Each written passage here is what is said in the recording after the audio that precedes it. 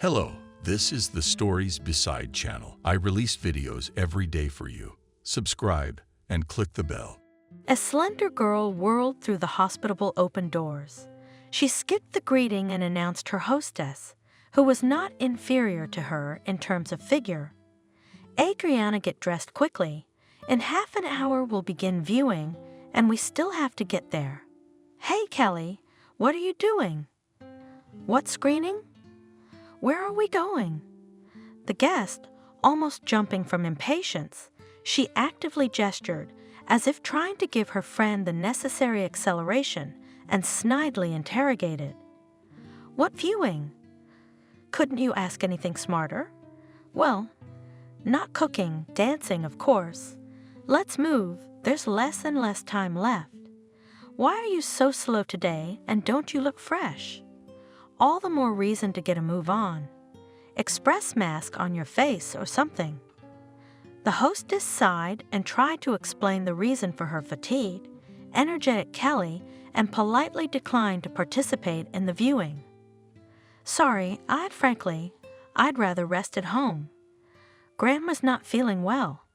My blood pressure in the morning was off the charts by the time I got home. I even had to call an ambulance. Just the other day, the general practitioner came by and wrote a bunch of tests that need to be taken. Tomorrow, I'll call a field lab for Grandma so she doesn't have to go to the clinic. So, Kelly, let me wish you luck, and I'll keep my fingers crossed for you. The guest twisted at the temple, showing that she thinks about her interlocutor. Are you trying to set me up, Adriana? I sent a video of our doubles performance to the preliminaries. After I got the message that I liked the dance, I submitted an official application to participate in the section of dance duets. A duet is two people. If I suddenly appear on stage alone, then maybe my number the jury will not even look at. Urgently looking for a partner is also a doubtful event. Adriana did not restrain her indignation and asked her friend directly. Shouldn't you have asked me if I want to perform and fight with competitors for unknown reasons? Seeing that Adriana was not giving in to flattery, Kelly changed her tone to a belittling one. Adriana, please, please, please. I don't ask you to do anything that often. You are our crowning program. Even if I wake you up in the middle of the night, you will do it perfectly. You and I are a perfect team. I can't find such a talented partner, even if I search for several years, especially since we have a little over 2 o'clock before the screening starts. An older woman came out of the room and said hello to the guest. Kelly, good afternoon. Hello, Miranda. Adriana perked up. Grandma, what's wrong? Are you not feeling well? The woman shook her head. I'm fine, Adriana. You've heard the doctor say that you should move around a little if your blood pressure is more or less within normal limits. I've just measured 130 over 95. It'll come down a bit, and you can go into space. I'll go to the kitchen and make some tea. The guest decided to influence her friend's grandmother and spoke. Miranda, how are you feeling? Maybe I can get some medicine while Adriana is getting ready? The woman smiled. Oh, Kelly, you were a foxy little fox, and you're still a foxy little fox. You don't need to go anywhere to get medicine. I've got everything I need. I'm sorry, girls, but I overheard bits of your conversation, but I wasn't listening. So why don't you tell me where you need Adriana to go so urgently? Kelly's voice sounded pitiful, almost tearful. To watch the dance competition, Miranda. It's practically a matter of life and death for me, and Adriana refuses. The woman looked carefully at Kelly, who folded her arms in a belittling gesture, shifted her gaze to her granddaughter, and looked her in the eye and asked, Sweetie, you should probably get some rest. I have tortured you with my old age illnesses. So girls, let's go and drink tea. I'm sure this won't be the last contest we'll have. Kelly knew it was useless to argue with her grandmother. The girl obediently dropped her shoes and headed to the bathroom to wash her hands. However, knocking in the palms of her hands fragrant foam, the girl did not stop thinking of arguments that would help to force her friend to keep her company at the contest. 6-year-old Michael was looking after his younger brother and sister. Surprised, he looked up at her. "Mom?" he asked in an unusually serious tone for his age. "What's wrong?" "Nothing, son. Everything is fine." Kathy belatedly, realizing her mistake, tried to inconspicuously wipe away her tears. The boy looked at her carefully, then shifted his gaze to the younger children and nodded slowly. Obviously, he decided that his mother didn't want to disturb the little ones, and that was why he was trying to pretend that everything was fine. Kathy didn't try to dissuade him, but just quietly left the room, closing the door behind her. She hoped that the next day, Michael would have more important things to do and would not remember the incident. The woman had no idea where to go with her grief. There were only 2 rooms in their apartment, a child's room and an adult's room, and the second room was where her husband could come at any moment. Kathy didn't want to see him now. Besides, she suspected that he would not give up his favorite subject so easily and would continue to annoy her with his remarks. There was only one way out, despite the lateness of the hour, and that was to leave the apartment. Of course, leaving the children virtually alone was not the best solution. On the other hand, in such a state, she obviously will not be able to interact with them normally. And therefore, whether she is in the apartment or not does not play a special role. The younger ones would still be left in Michael's care. At least Kathy had no doubt that he would put them to bed properly and go to bed on time. Her son was responsible beyond his years, loved to mess around with his brother and sister. Of course, the woman tried not to let the children be alone for long periods of time. But when Michael took to tutoring the younger ones in her presence, she could see that he was doing a great job with them. Yes, she was lucky to have a son, and at the moment that was her only consolation. She walked aimlessly down the street, hardly looking around, not even noticing the beginning of the rain, small and nasty. All her thoughts were centered on one single question: how she had come to such a life. How had her happy youthful love ended when her husband openly accused her of infidelity without any reason? Kathy remembered how they had met. She is a young economics student at one of the country's leading universities. He was a promising young entrepreneur. Together they seemed to others, and to themselves, to be a perfect couple. Their relationship developed like in some romantic fairy tale. Courtship, gifts, restaurants, huge gorgeous bouquets of flowers. Both of them had a great future ahead of them, and hardly anyone could imagine the poverty and doom in which these people found themselves now. And this fall began, perhaps, at the very moment when Benjamin began to persistently persuade his future wife to leave the institute. "Why would you do that?" He said, "My income is enough for 2. You will stay at home, cook, clean, bring up children after all." At first, Kathy flatly refused to even hear about it. Raised in an orphanage, who had every chance to be at the bottom of life, she, by incredible diligence and by some miracle, managed to get into decent society. And now she clung to that opportunity with all her might. However, in the end, Benjamin managed to convince the girl that now this wonderful new world, in any case, will not go anywhere from her. And at first, everything was really good. Kathy, as Benjamin had planned, was setting up a household in the common house while he was doing his business. They had enough money, even with a surplus. Nevertheless, somehow it didn't work out. There were always some not obligatory, but pleasant things that I wanted to buy right now, and perhaps none of them at that time thought about the need for any savings.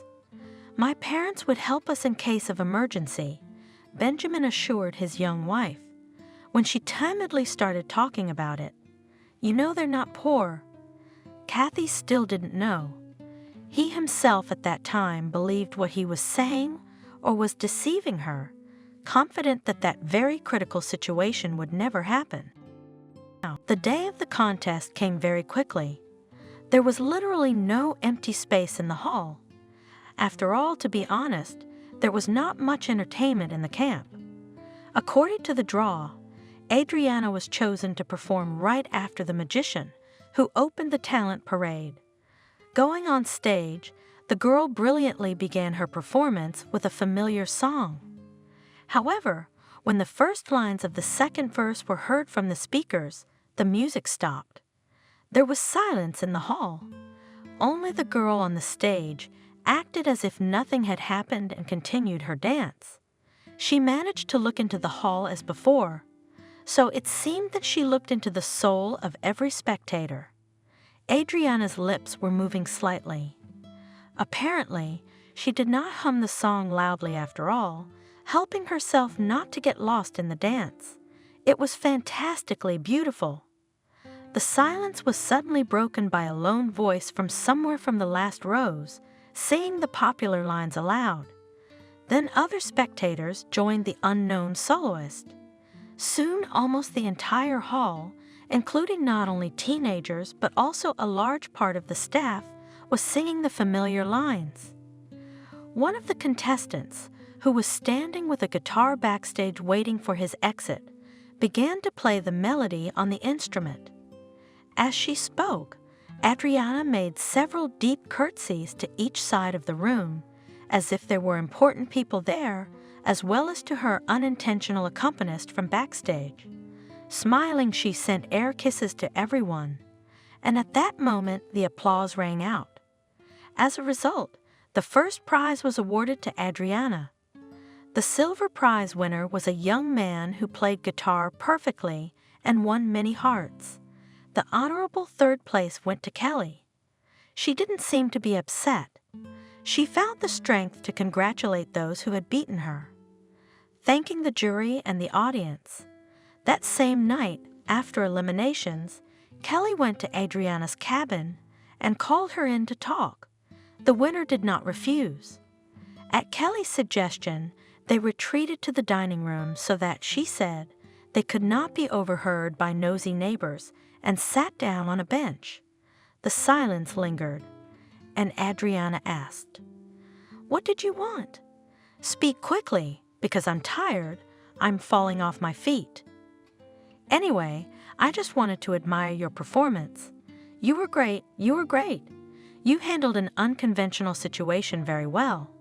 You didn't get confused and danced everything without a hitch." Adriana was pleased with the praise from a peer who knew about dancing, and she confessed, "In general, this merit is not entirely mine. Our coach once told us that at any level of competition we should be ready for anything." She gave an example of how once at the World Figure Skating Championships in the early 70s, one of the pairs performing was in a terrible situation. The musical accompaniment, while performing the program, simply turned off. However, the skaters with a squeak, cutting the ice with their skates, continued to perform the elements as if nothing had happened.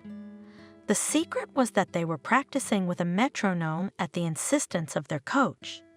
The whole pattern of the dance, or I don't remember exactly how they call the sequence of elements, was subordinated to a strict rhythm, calculated by seconds, and the absence of music in the middle of the performance was not a disaster. It was certainly much more difficult for them than for me today. Can you imagine the difference in the scale of the competition? Plus, no one was singing along.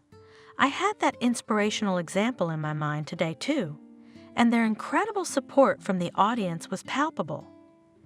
Kelly was ecstatic. Challenging her rival to a meeting was originally just to find out her secret. Now she decided to become her friend. Adriana accepted the offer to socialize. They exchanged what they knew and even came up with a few dance routines. For the performance at the Parents' Day, the girls came up with a small number and thwarted a flurry of applause. Upon returning to the city, the girlfriends continued to socialize. Kelly even went to study in the studio, where Adriana practiced. As they grew up slim, young, perfectly dancing beauties invariably attracted attention at discos. The girls together entered the Institute of Culture and managed to reach the equator. When the happy, quiet life of Adriana collapsed overnight, her parents died in the family car. As soon as they drove a little away from the parking lot at the mall, the car flew into the air. Doctors were powerless to do anything. The girl was saved only by the fact that she did not feel very well that day and stayed at home. She didn't go shopping with her parents. She lay on the sofa under a warm woolen blanket and drank tea with lemon, trying to overcome her ailments as soon as possible. When Adriana saw her grandmother opening the door of her dead daughter's apartment with her own key, she realized that something irreparable had happened. Miranda hugged her granddaughter and whispered the sad news in her ear. The girl couldn't find her place. It seemed to her that if she had gone with her parents, she would have surely noticed something wrong and prevented the death of her loved ones. She tried not to upset her grandmother, but at times tears dripped from her eyes when something reminded her of her parents. Kelly became a real support for Adriana during that terrible period. She literally moved into Miranda's apartment, where a friend moved after the tragedy. Kelly did not let her grief wither her. She, almost by force, took her to the institute, forced at least something to eat. To the surprise of many neighbors and other people's gossip, the perpetrator involved in the massacre of Adriana's parents managed to detain. And the main merit belonged not to the law enforcement agencies, which as if someone gave the order, not too active in the search for the criminal. Grandmother spared no money to punish not only the murderer, but also the customer of the massacre of the only adored daughter and son-in-law whom she respected and loved. Miranda sold her jewelry and carefully shielded her granddaughter from the details of the investigation and court cases. She seriously feared for Adriana. After all, her psychological state, even 6 months after the tragedy, was deplorable. As soon as the girl approached the house where the apartment was located, where she lived with her parents, as she began to have hysterics. Adriana could not forgive herself for staying alive. To return to the place where she was once happy, the girl refused flatly.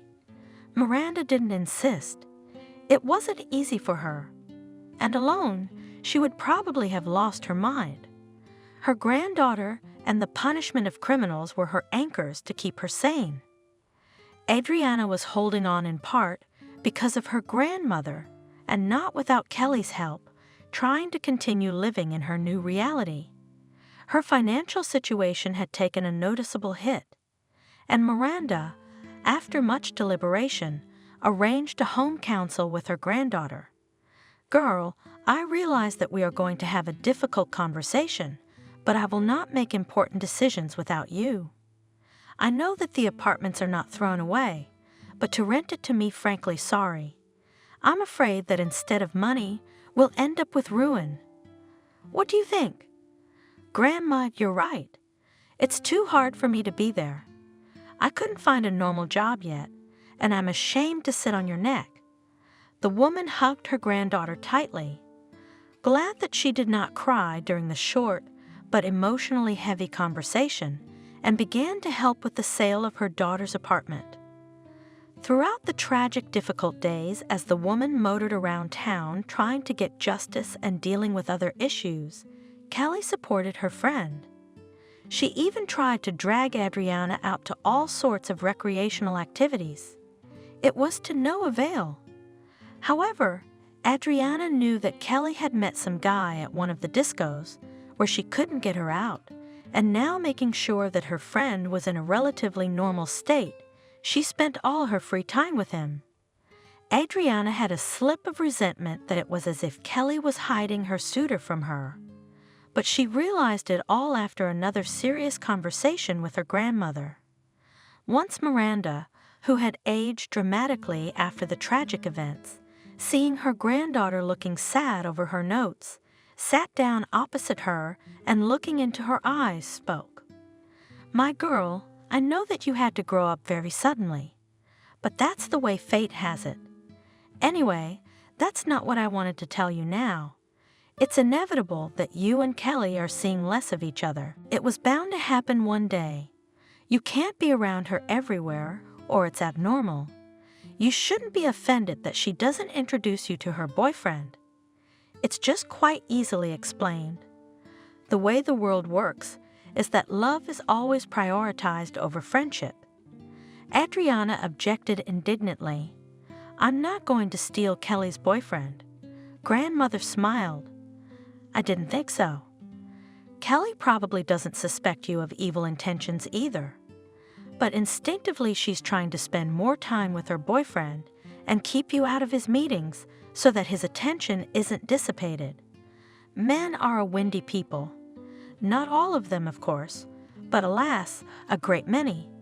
So I don't want you to take offense or be too trusting. I didn't tell you, but you have a right to know. Your parents, as it turns out, were massacred by people they considered good friends. Just remember that you can only trust yourself completely, unconditionally, and fully. Be especially careful when you fall in love. Happiness loves silence. The less we brag, the better." Adriana nodded, listening to her grandmother. Everything was falling into place. The resentment against her friend was evaporating like raindrops from hot asphalt. Adriana really carefully memorized all the words of the only native person. The girl had always admired her grandmother, and now she was a little ashamed that she had left her favorite relative unattended. Of course now, having almost reached the desired stop, it was silly to go back. All that remained was to perfectly fulfill her friend's request and get home faster. Scraps of triumphant, sad, and instructive memories managed to rush through Adriana's mind as they drove to the casting. Even before arriving at the venue, the girl's thoughts were interrupted by Kelly's enthusiastic monologue, anticipating success. "Very soon we will get our diploma, and then hello, a new life. Paris will have better prospects than our backwoods town." Adriana thought she was used to her best friend's ambition and spontaneous actions. But Kelly still managed to surprise her, and she objected, standing up for the good name of her hometown. "Kelly, you've got a nerve, calling our town of over 1 million people a backwoods town. That doesn't seem right. Besides, how's your boyfriend gonna feel about it? Something happened that had never happened in our many years of friendship." Kelly was embarrassed to hear such a question, and to avoid answering it, she abruptly turned the conversation to the details of the upcoming performance. As they approached the contest venue, Adriana's misgivings became more and more prevalent. Judging by the fact that the line to the old building of the once former movie theater was thinly snaking almost halfway down the long stop, two things were becoming apparent. First, the competition looks like it's going to be stiff. Second, the casting was not organized in the best way. However, after the girls had been standing for about an hour among the same, eager to become famous in the field of dance, the line suddenly began to move much faster. When Kelly and Adriana finally waited for the moment of their performance, the reason for this sudden acceleration became clear. And barely they had time to perform a couple of movements as the person sitting in the center of the table in the jury shouted, "Well done, just bravo." "Enough. Wait, in the next room. We need to discuss the concept of further development of the duo. There's water, tea, healthy sweets, have a rest. A little later you'll be invited for an interview." Adriana didn't care, because she had agreed only to participate in the very initial stage at the insistence of her stubborn friend. but Kelly's hands were almost trembling. She was afraid to hear that the project did not need a dance duet. Adriana, sensing Kelly's excitement, whispered softly, "I think I've accomplished my mission. Now I can say that I refuse from further participation in the competition. Not to take the place of the girls who dream of getting into the project." Kelly's heart was relieved, and she entered the improvised waiting room with a great mood, provided by the support of her best friend. Before, when the building had been a movie theater, as it had been planned when it was built, it had been a cafe. So the atmosphere was nervous. A pretty middle-aged brown woman, who supervised the distribution of food and kept order, smiled sweetly at the contestants, poured tea and water. She offered candy and something similar to homemade marshmallows. Adriana refused the treat, but Kelly, having politely thanked Evelyn, as it was written on her badge, enjoyed the sweets and tea. Sipping her drink, she hissed to her friend, "What are you so shy about? This Evelyn is here for a reason, I think.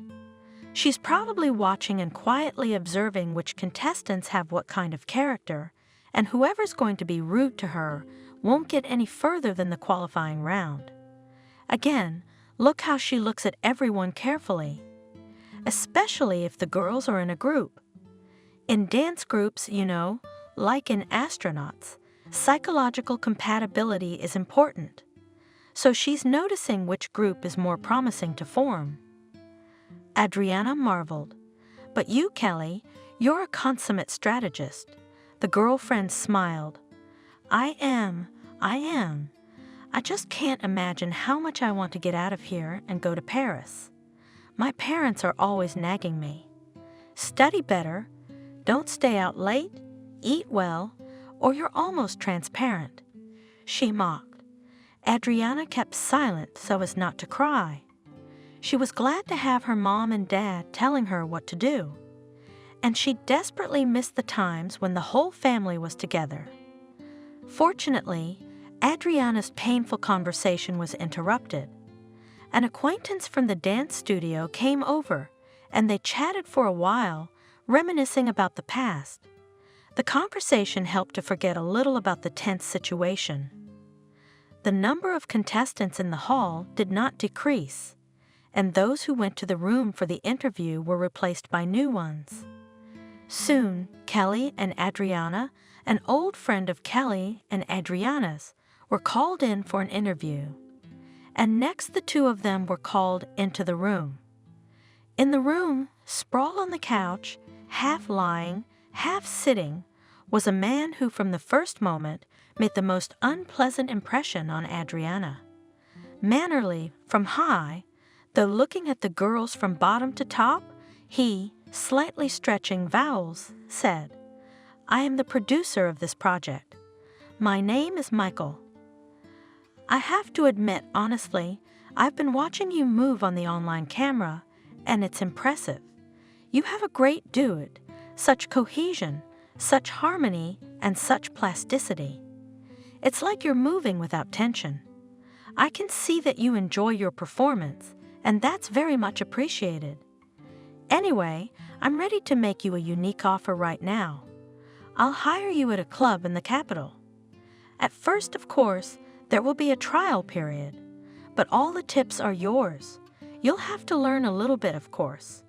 We have our own specifics in this establishment, but I think you girls are talented, capable, and will easily cope." Adriana could not contain her surprise. What kind of tips can the members of a dance group have?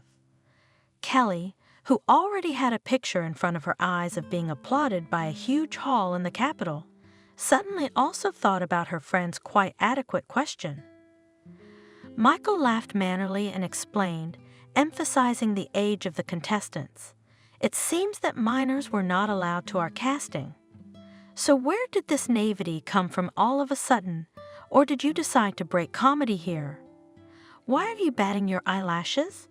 You'll have to dance in a club where the customers are generous and hot.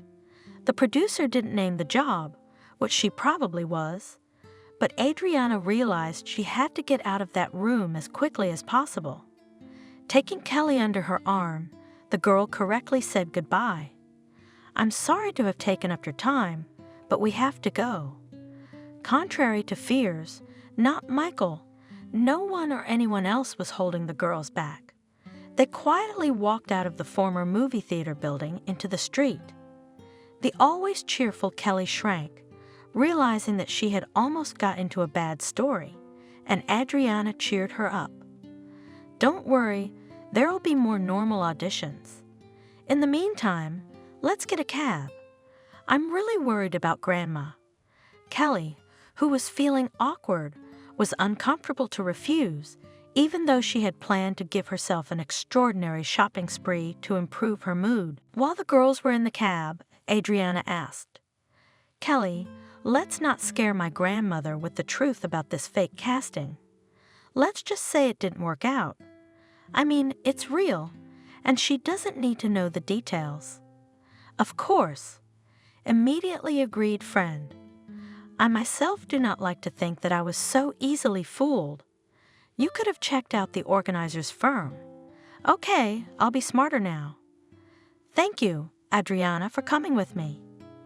Adriana smiled at her friend, even though she was feeling a little sick to her stomach.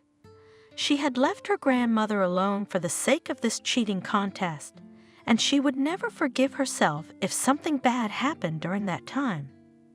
To the girls' great relief, everything was relatively fine with Miranda. However, the woman promised her granddaughter that she would soon undergo a full examination. "Do not worry, I will pass all the doctors." In the polyclinic at the place of residence, the queue to the cardiologist was scheduled for 3 months in advance. The neurologist was on vacation. There was no endocrinologist at all. In fact, only the therapist, ENT, ophthalmologist, and gynecologist worked. Adriana smiled sadly, remembering Kelly's speech about her hometown, and mentally agreed with her. A polyclinic in the center of town with no doctors almost. At the insistence of her granddaughter, who was worried about her health, Miranda had gone to a private pay clinic. Adriana was adamant. "Let's withdraw the money left from the sale of the apartment, but you will pass the doctors without such a long wait?" The woman only had to obey, and her epic with visiting the clinic, taking tests, and undergoing examinations began. Adriana, of course, asked her grandmother about the results, but in the hustle and bustle before graduation, she simply did not have time to study what was stated in the statements. Miranda cheerfully told her granddaughter that all the detected deviations from the norm were just senile changes, which angered Adriana. "Nonsense, you're always young." In fact, Miranda's health was not as rosy as she presented it to her granddaughter. In addition to her diagnosed diabetes mellitus, the cardiologist was concerned about her heart condition. The shallow woman didn't panic and checked the diagnosis elsewhere, then at another clinic. But all the doctors were unanimous. The condition was dangerous and surgery had to be prepared. Miranda diligently followed all the recommendations, and Adriana was happy to note that the feverish blush had disappeared from her grandmother's cheeks. The woman underwent the operation, and it seemed that a new happy period of life was ahead of her. After receiving their diplomas, Adriana and Kelly decided to open their own dance studio, where not only children, but also adults who decided to join dancing could come. The girls staked on an unusual approach. They offered visitors a mix of modern dances, as well as engaged in staging movements of couples to wedding compositions, using an idea from a movie once seen. In addition, Adriana decided that her free time would be spent sewing, learning from her grandmother. And because from the very beginning to promote the studio is not the fastest thing, and an extra penny saved or earned will not hurt. Surprisingly, needlework fascinated the girl, helping to distract from the troubles. Especially since Miranda, was a patient and knowledgeable teacher and was happy to share with her granddaughter all the wisdom of which she knew a lot. After only a few months, justifying the most daring hopes of the owners, the studio became a success. Of course, the net profit was still out of the question. But still, the idea was a success. Adriana was happy that she was doing what she loved, both at home and in the company of her best friend.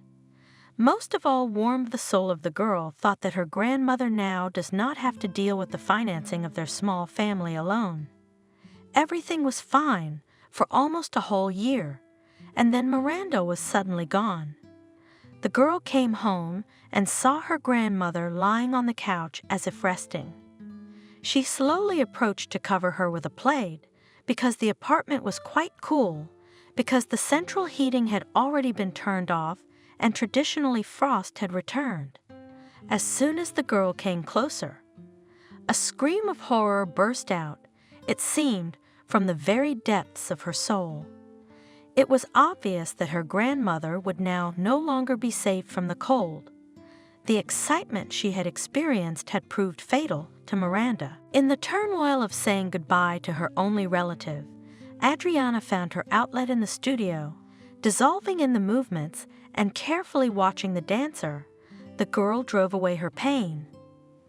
Kelly, who seemed to have everything fine, tried not to shine with happy eyes, so as not to annoy her friend. She came to visit her less and less often. Adriana was not offended. Who would want to communicate with a sad person? She was disgusted with herself. For a long time going over a piece of cloth, which her grandmother had accumulated quite a lot. It was as if the girl was having a conversation with her favorite relative Adriana. It seemed that only in this way she would be able, if not to forget about the hardtack, then at least to reduce it. One evening, having lost track of time, the girl completely forgot about the rules of safety. When she heard the doorbell ring, for some reason she immediately decided that Kelly, whom she hadn't even seen today, had come to see her. Her friend had warned her that she couldn't make the class because of personal matters and had probably dropped by to tell her something. Eventually, Adriana opened the door without looking through the peephole and was surprised to see an unfamiliar young man with a box of cake in his hands on the doorstep. The girl muttered, "You must be mistaken," and began to close the door. However, the man did not allow her to do so and surprised her with an unexpected revelation. "Hello, Adriana, how mature you are. I see you don't recognize me. Well, I'm not proud. I'll introduce myself. My name is Benjamin. I'm your own grandfather." The girl grinned wickedly, remembering what her mother had told her. "Well, he's more like family. He left Grandma when your daughter went to school, and as far as I know from my mom, he only visited a couple times. So Benjamin, have a nice day and goodbye." The man put his foot on the threshold so that Adriana couldn't slam the door in his face as she intended, even if she wanted to. And in a stern tone that sent shivers down the girl's spine, he said, "You granddaughter do not get hot. The apartment partly belongs to me. I never divorced Miranda. She probably didn't bother with that formality. She didn't file for alimony. So, dear granddaughter, excuse me, move over and let me pass." Stunned Adriana, using all her strength, managed to put on the door chain and shouted to the uninvited guest, "I'm going to call the police now." "Just so you know." The man only smirked. "Call all you want. It's even better that you make sure I'm telling the truth. I'll treat them to cake. I'll tell them that my granddaughter is the only one who won't let me in. I have a specialty cake from my childhood town. I'm sure the cops will love it. I'm just afraid it'll frost a little, so you'd better hurry them up. Tell them it's urgent. Grandpa wants to treat you. Go ahead, I'll wait for you here." The man took his foot off. Adriana slammed the door shut, locked it, and froze in doubt. Really, she would call the police now, and what would they say? Come, because there is a relative unknown to me under my door. He does not threaten, does not attack. Thinking, the girl moved away from the door just in case and dialed her friend's number. Briefly explaining the situation to Kelly, Adriana asked, "Help me out. Your cousin seems to know someone in the police force. Ask him, if it's not too much trouble, what should I do?" "I got it. Don't worry. Give me 10 minutes and wait for my call." Kelly called her excited friend back, even a little before the announced deadline, and happily informed her, "Wait, we'll be there soon, me and backup. You will open the door only after I tell you to, understand?" Adriana gave a sigh of relief. "Thank you, Kelly. I owe you one." The girl tiptoed towards the door to see what was going to happen, and soon she heard the low voices of men. It was hard to make out who was talking about what, and Adriana was cursing herself for insisting on good noise insulation during the renovation. However, she didn't have to suffer for long. There was a knock at the door, and Kelly, parodying a cartoon character, said, "Owl, open up. The bear is here." Then she added in her own voice, "It's okay." Adriana let in her friend, her cousin Kevin, who she knew a little, her grandfather, who had shown up out of nowhere, and a strange man. Kelly introduced him. "Adriana, this is Christopher. He's one of the best lawyers around. He will help you resolve the matter with the least amount of effort." The man bowed his head and spoke in a pleasant baritone. "Although under such unexpected circumstances, it's a pleasure to meet you. If you don't mind, why don't we all sit down at the table? Benjamin will calmly state the essence of his claims, present the documents he has. If it's not too much trouble, Adriana, I'll ask you to prepare the receipts for the rent for the last month or any other month. It's not too important." The lawyer's voice mesmerized the girl. She was even glad of her grandfather's sudden intrusion, because this mishap had led to a pleasant acquaintance. While Adriana went to the other room to get a receipt, Christopher had time to study the passport that the girl's grandfather had given him. He held it out to Kevin. "Look with your own eye. Something marriage stamp looks strange to me." Kelly's cousin, having scrutinized the stamp, began to photograph all the pages of the passport. Benjamin raised an eyebrow in surprise, but did not have time to comment. The lawyer asked him an unexpected question. "What store did you buy the cake from?" The man even stood up, saying, "You can't buy such a thing here. In my hometown, the only bakery in my hometown bakes according to old recipes. I went in yesterday before I left and bought some." Christopher nodded in affirmation. "It seems we are fellow countrymen, Benjamin. Only I haven't been to my native land for about 5 years. Who's behind the cash register at the pastry shop? Same Aunt Camille?" With her eyelashes glued shut and her constant joke in response to complaints about the disorder on the counters. Benjamin nodded. "She is." The lawyer rejoiced as if he had been told the most joyous news. "We must go and see how the deceased woman trades. Yes, jokes about jokes. Tell you what, Benjamin, or whatever your name is, Aunt Camille's been in the ground for 15 years. I doubt you're related to Adriana.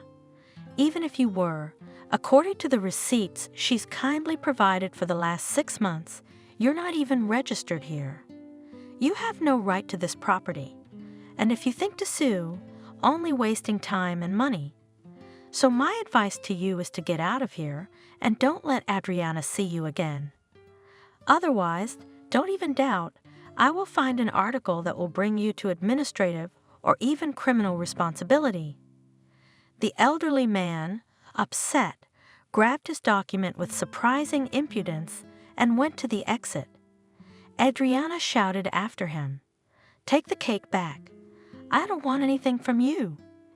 Benjamin did not resist or refuse and left the apartment, which he had not managed to become a full-fledged tenant. Adriana was overjoyed and agreed to let her rescuers go only after an impromptu feast. She sincerely thanked her friend, her cousin and the lawyer who had so masterfully saved her the trouble, and asked a direct question. "Christopher, please name your fee." The man laughed. "Better just by name. I'm maybe 7 years older, and when people address me by you, I feel like an old man. And I think I've already paid for everything with my home-cooked food and this funny business." Kelly picked up the lawyer's laughter, laughing at the hapless imposter. "Nice work, Christopher. You got him.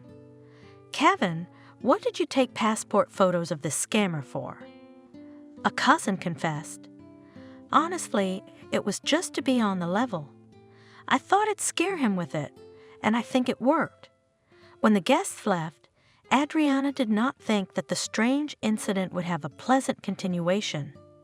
However, the next day Christopher came to her in the morning, brought coffee and a cake from a rather status coffee shop, explaining, "This is as a sign of apology for the fact that yesterday the cake could not be tasted."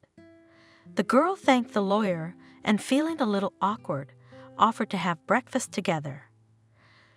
During the conversation at the table, Adriana had the feeling that she had known Christopher all her life and that he understood her from half a word.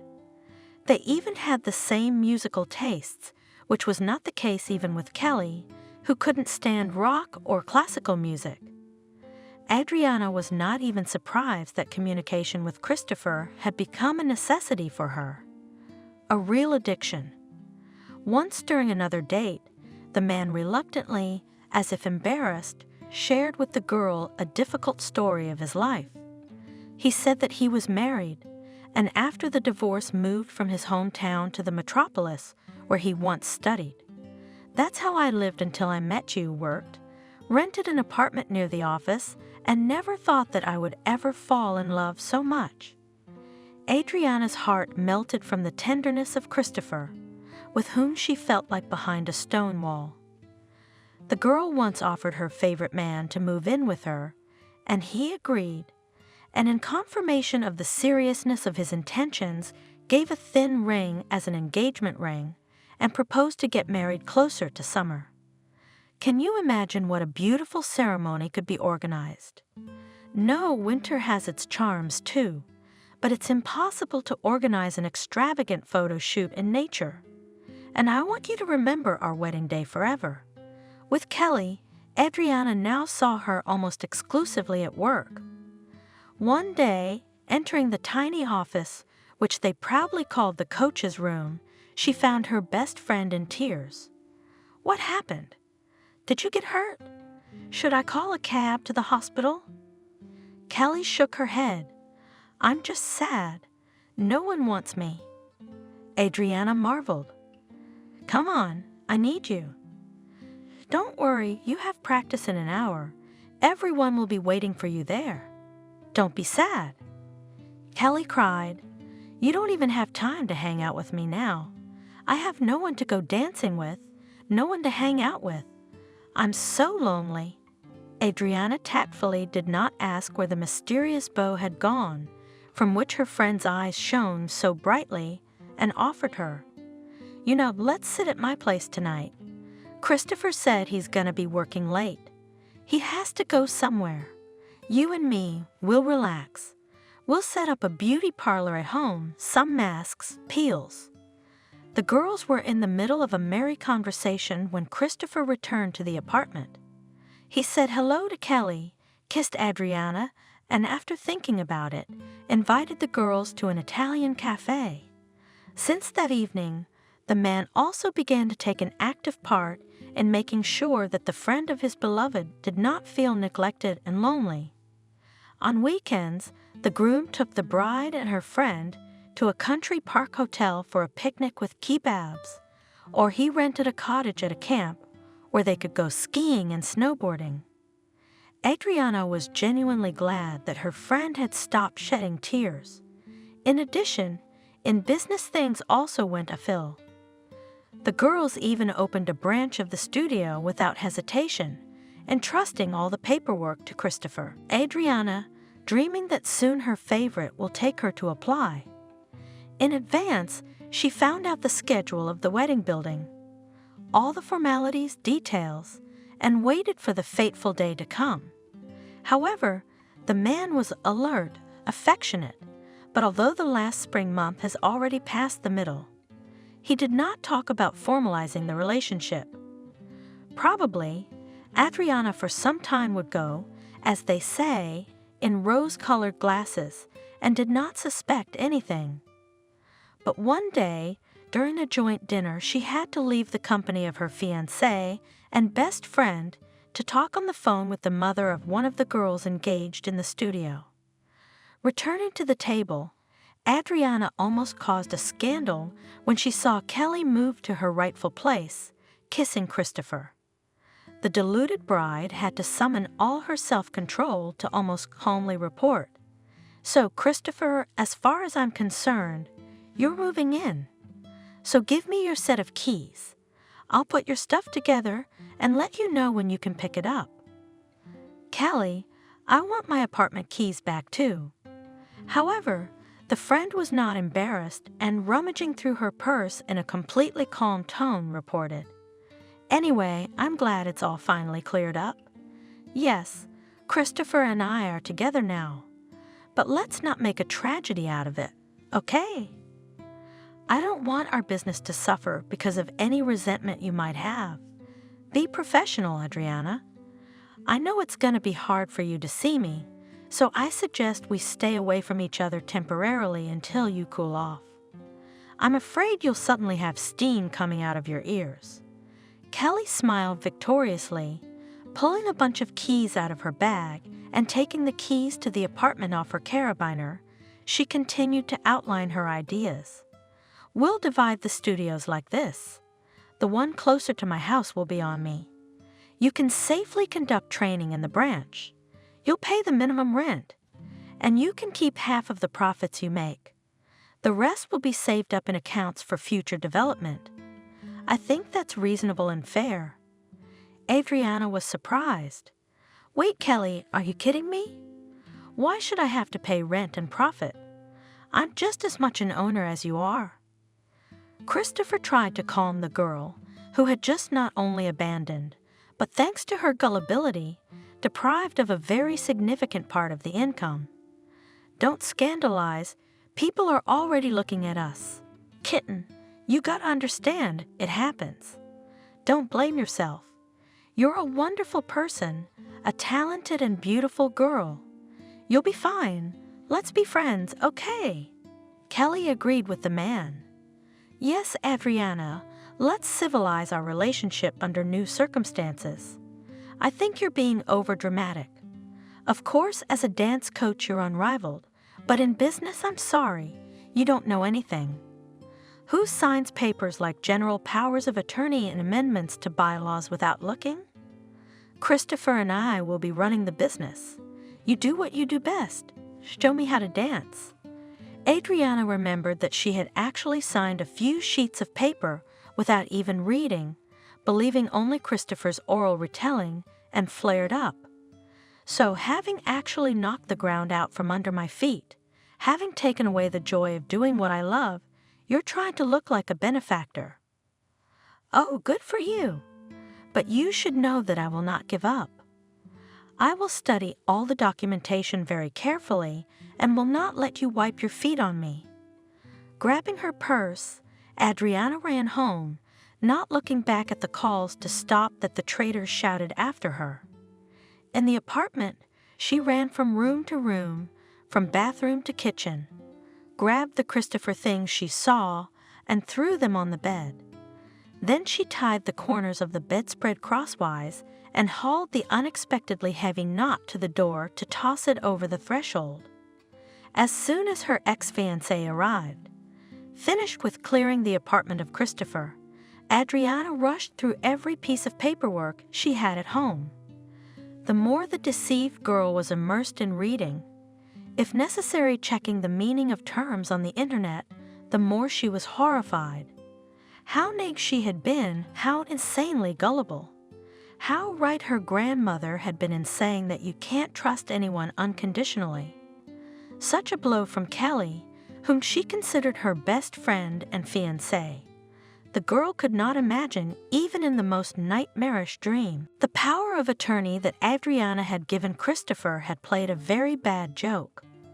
The man, using her boundless trust, legally arranged everything so that the girl, in fact, almost no rights to the studio remained. She was now not the owner, but an ordinary employee and could not even arrange a vacation or set a convenient work schedule without agreement with Kelly. Adriana, of course, could quit even now, but decided to try to work at least a month to prepare the way out, to rent the premises and organize there a new studio, luring the maximum number of clients. Adriana didn't even talk to Christopher, who had come to pick up her things, and as soon as the bundle with his belongings was on the landing, she hurried to close the door. In the adored studio, Adriana now went as a hard labor. And after a week, the flow of clients noticeably decreased.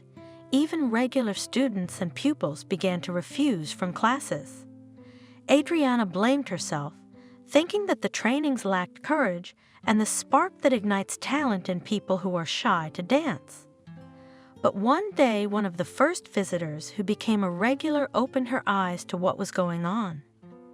It turned out that Kelly brazenly simply lures customers to her hall, not bending any methods. The most harmless lie of her former friend was the allegedly random news that Adriana was going to leave, and therefore she, of course, did not have time for classes. Thanking for the valuable information, the girl said goodbye to the visitors and went to the coach room on unbendable legs. She wanted to take her things quickly, and having reached home, to cheer herself up. However, she decided first of all to write to her former friend that she was quitting, and she immediately fulfilled her intention. The reply message that arrived in the messenger on her phone completely knocked Adriana out of her rut. The picture was a decorated vignette, an invitation to the wedding of Kelly and Christopher, and with a mocking column +1. Before the girl could catch her breath, another message arrived. We really want you not to be mad at us and to share our moment of joy. The uniforms are dressy. Kelly and Christopher. Adriana was in shock. What had she done to humiliate her like this? Why were the people she considered her support now pushing her into the abyss of despair?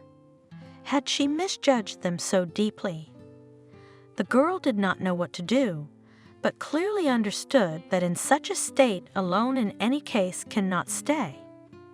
It is necessary to be somewhere in the middle of people, so that the sinful thought of the most terrible way of solving problems does not get into her head. The girl went to the nearest park. There are a lot of people there, and at the same time no one invades personal space. If Adriana's state of mind could influence nature, the leaden gray sky would be pierced by lightning. People who were going to hide from the weather would have been slapped in the face by prickly rain. Wind gusts would have torn off the roofs of street cabs. Except that everything was almost exactly the opposite. The mood of one poor humiliated girl changed nothing. The sun was shining brightly in the sky, the young greenery on the trees gave a pleasant open-work shade, and the park looked excellent. The unknown florist obviously tried to create a magnificent landscape, and he had done everything with a soul. The park was much cozier than Adriana remembered it, and she sat down on a bench to try to disconnect herself from all the excitement that had nearly brought her to the brink today. She felt like she was performing on stage, and once again the music disappeared.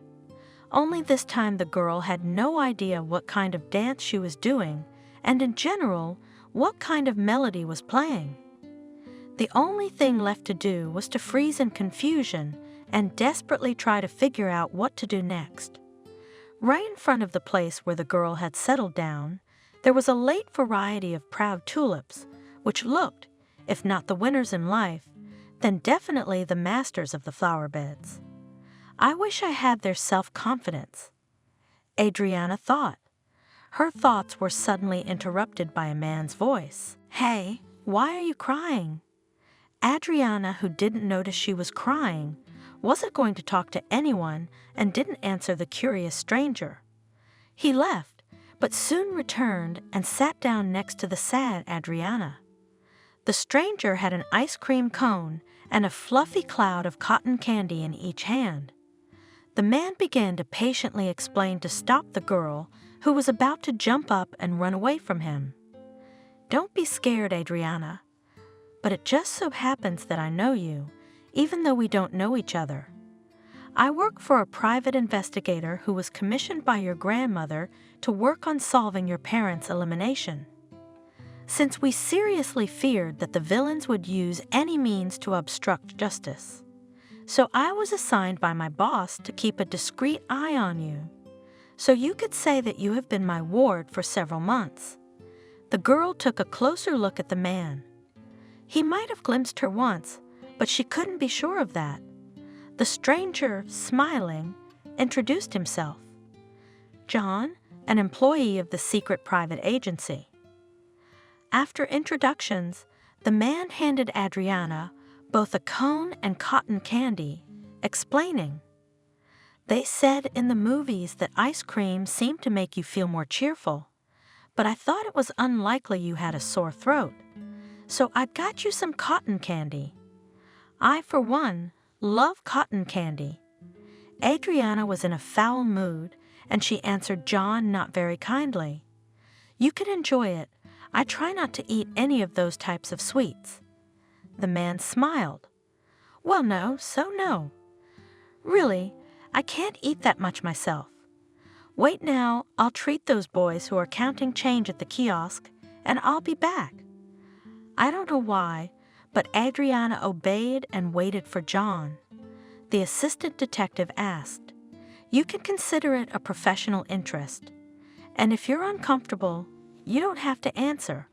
But I'll ask you why you're crying on such a beautiful day, in this beautiful park." Adriana grinned and decided to share her distress. It might have been a lovely day if it hadn't been for one thing. "Today, 2 traitors have taken to inviting me to a wedding. My ex-fiance is going. What was it called? To solemnize my marriage to my ex-best friend, and it's a mock invitation for 2 people. They know I don't have anyone to go with. They're mocking me." It was as if the man knew exactly the unmistakable path to her heart.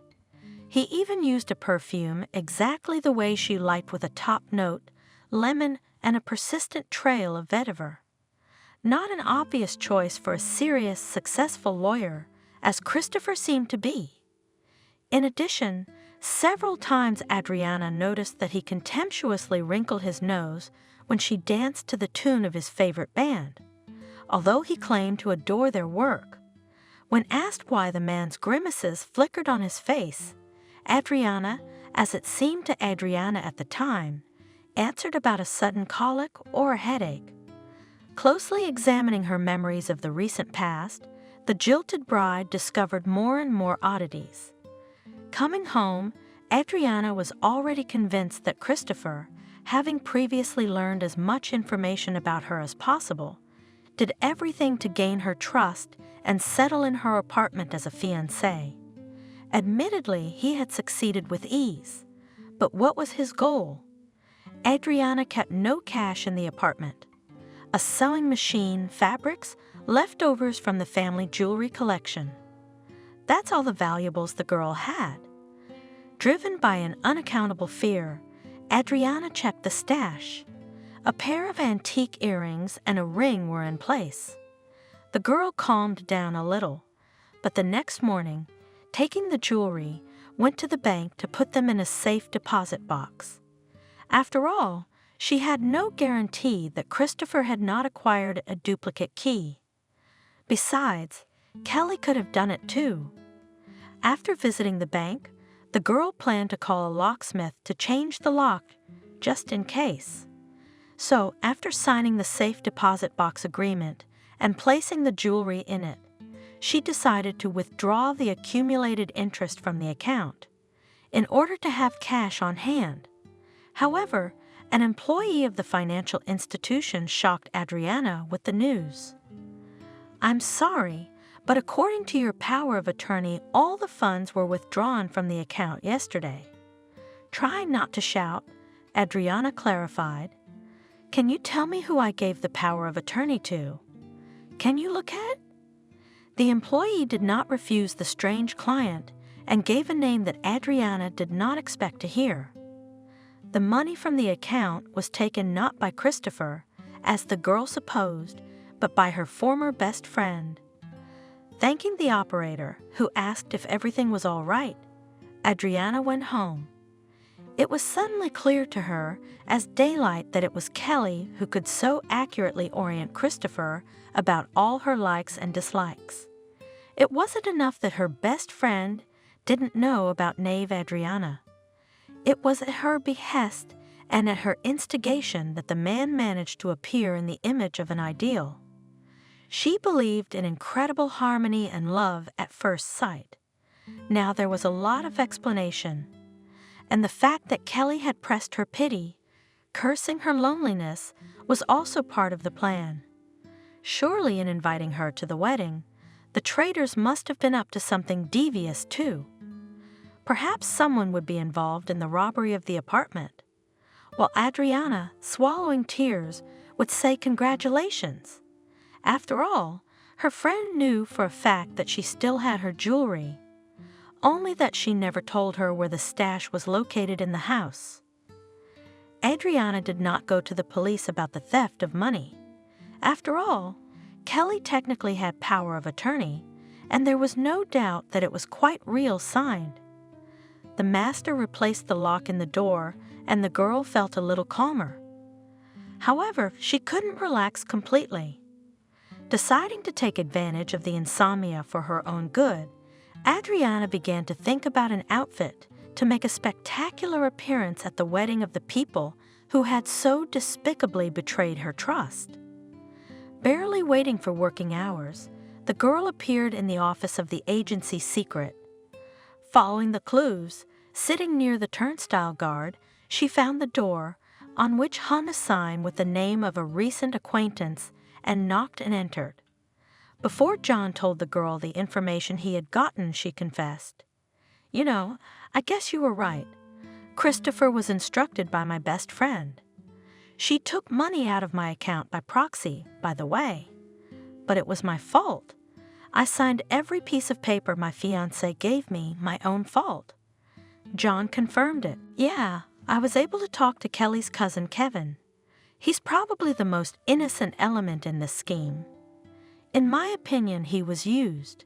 He's a big guy, and his main task was to scare the guy who introduced himself as your grandfather." Catching the surprise on Adriana's face, John explained, "It was a well-thought-out production. Kelly, as I understand it, knew the basic information about your family. Christopher had found an actor to play Benjamin. You'd only seen your grandfather in old photographs when he was young, and there was no fear of exposure. The crooks wanted to get rich, and as I understand it, they almost succeeded. I think they didn't invite you to the wedding just to make fun of you, but with the same vested interest. You caught them unexpectedly, and he just didn't have time to bring the search of your apartment to its logical conclusion." Adriana nodded. "I've come to roughly the same conclusion. I just have a few questions bouncing around in my head. Why would my best friend, the one who'd been there for me in my most difficult moments, suddenly decide to betray me? Why would she treat me this way? It's not like we've never even had a serious fight." John speculated, maybe banal envy or greed. Those are usually the main motives behind most crimes. Adriana's face even stretched a little in surprise. "Originally, my family wasn't much richer than Kelly's, so it's definitely not greed. And as for envy, it wasn't her envy of me. It was my friend's envy from the moment my parents died that drove me crazy. Imagine Kelly being able to play checkers with her dad, hug her mom, and have secret chats with her. I was overcome with envy. What can I say? I still get that feeling now. Maybe she's getting back at me for being jealous. I don't think so. Anyway, I don't know what to think. I'm in a lot of pain right now with everything that's going on. One thing I know for sure, I will definitely go to the wedding to these traitors, if only to look at Christopher and Kelly to clarify why they did such a despicable thing to me. The assistant detective, he explained. Christopher's motives are pretty clear. He was driven by greed. He has so much debt in his hometown that he's got to call the shots. Lawyer, he is quite mediocre, but his habits are such that the average fees cannot provide. He had addictions too. He got out of town by swindling several ladies out of large sums of money. Ostensibly going to get married, took money under plausible pretexts and quarreled. He was treated in a private clinic in our city, giving doctors for his rehabilitation almost everything he had from knave girls was. Now you're back on the trail of the fortune hunter. Don't worry, we'll fight to get you back your dance studio and your money. But don't make a big deal out of it just yet. Christopher and Kelly might just run away, and I'd like to see them get a fair shake. Adriana began to thank the man. John sighed. I've been able to find so much information on Christopher these days. It's amazing. He seems to be far from stupid. In terms of all sorts of not quite honest methods, a real master, but apparently overconfident and too much. Do you want me to tell you right now all the machinations he's pulled off in our town? Or you'd better wait, and then you'll see everything at the wedding. Though Adriana wanted to know everything at once, she answered after a moment's thought. I think I'll wait. I don't want to get deeper into this mess right now. I've had enough of what I've learned so far. There's only 2 problems left. What to wear and who to go with. I'm working on the first one, but I don't know what to do about the second. John, why don't you keep me company? Don't think I'll pay for the escort, because it's a separate job. The man shook his head negatively. No, I'm not suitable for a spectacular appearance. My appearance is standard, unremarkable, to be honest. Well, you'll come with me on your arm and what? Your detractors will enjoy the first moment. They'll think something like, didn't you manage to persuade anyone better? If you're gonna take a swing at them, you gotta hit them hard enough to make their mood go away. Listen, I think I know just the guy for your date. If it works out, that'd be great. And if it doesn't, I'll keep you company, of course.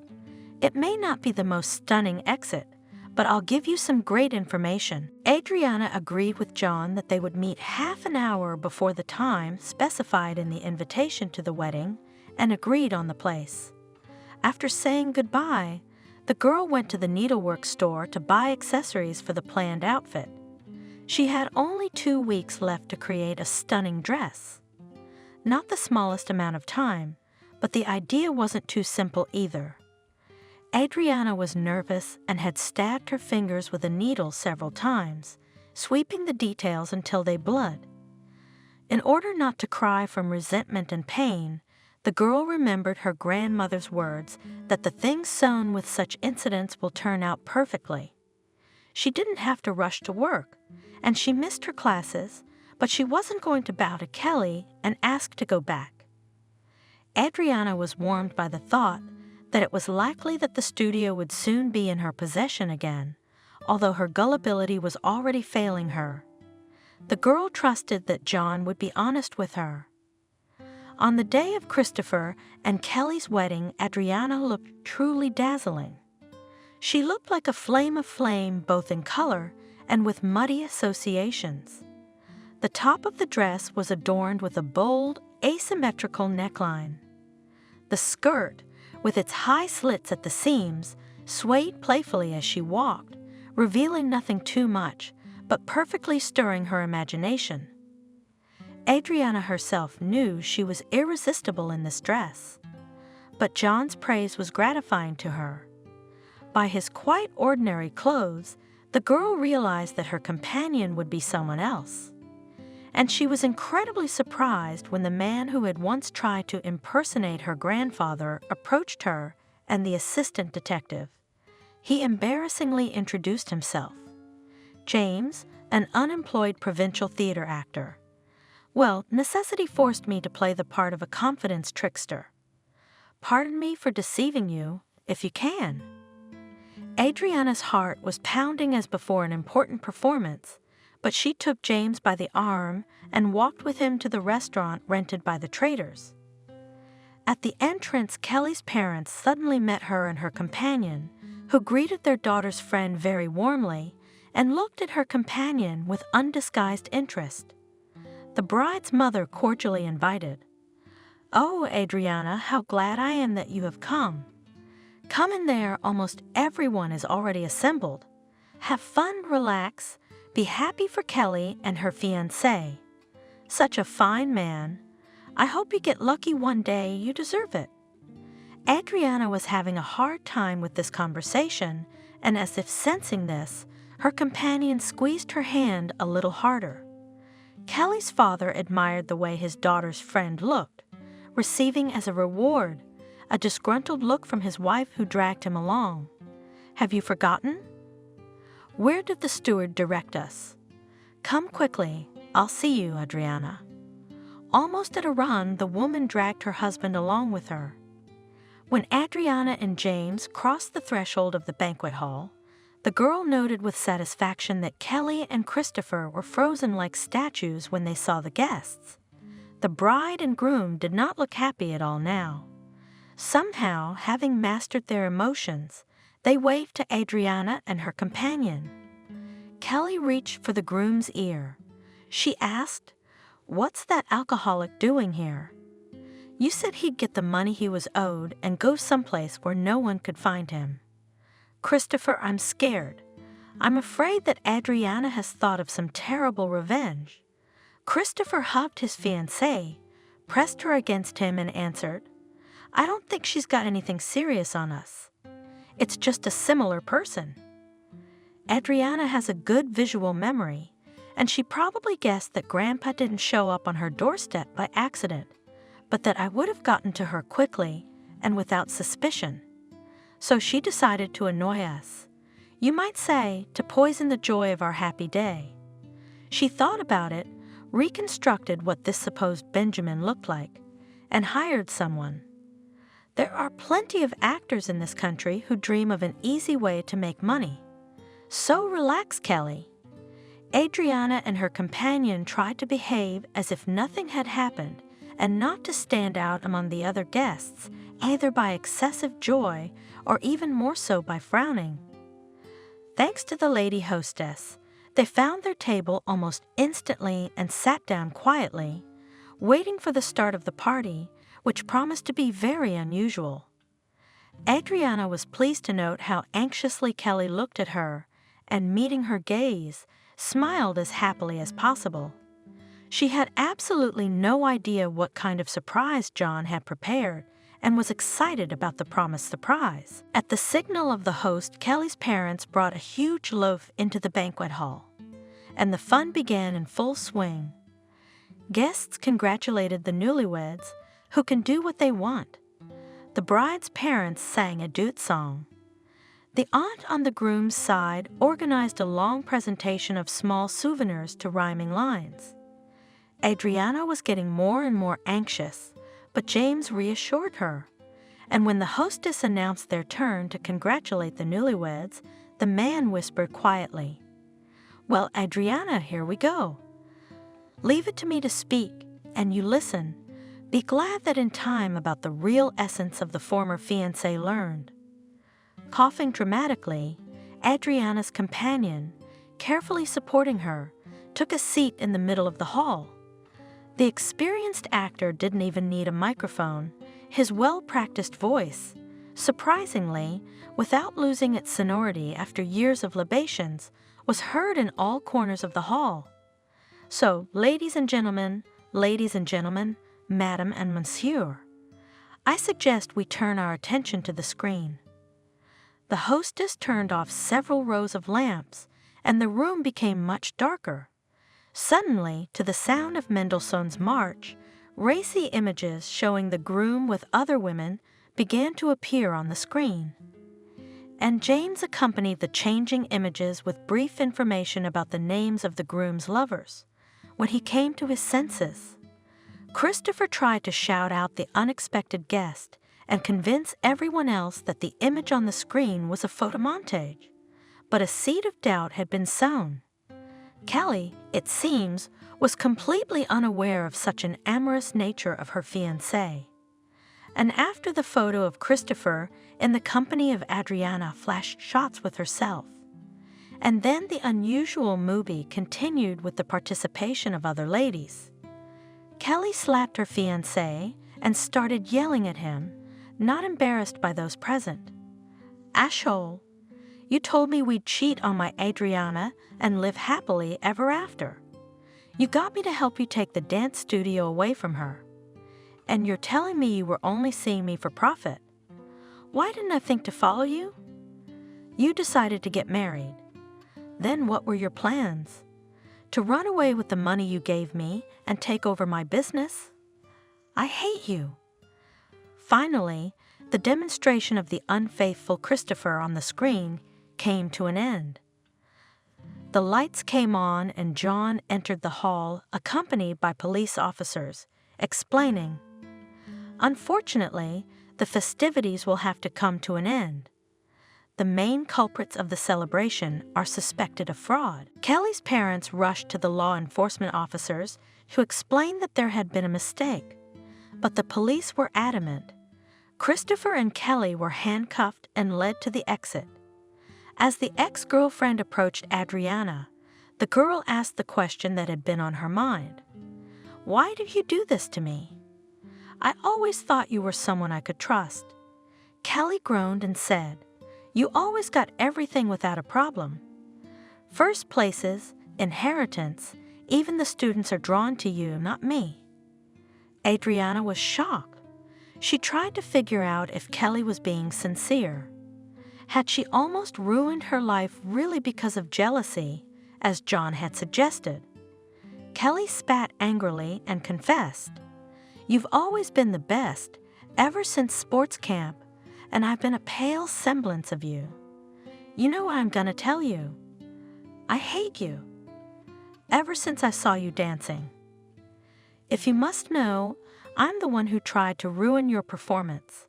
I'm the reason the music stopped playing during your dance, but it all turned out to your advantage." Kelly paid no attention to anyone around her and looking into Adriana's eyes informed, "The only times I've ever been really happy. Do you know which ones?" Adriana remained silent, afraid to even speculate, and Kelly grinned crookedly and continued, "I was ready to jump for joy when you were suffering.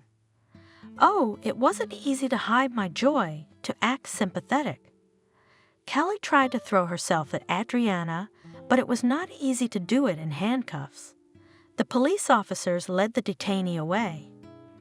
Adriana remained standing in the middle of the hall.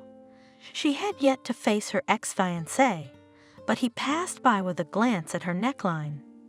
Adriana asked after him, "Christopher, aren't you ashamed?" But the man didn't even turn around. John, who approached Adriana, said softly, "Such people are not ashamed."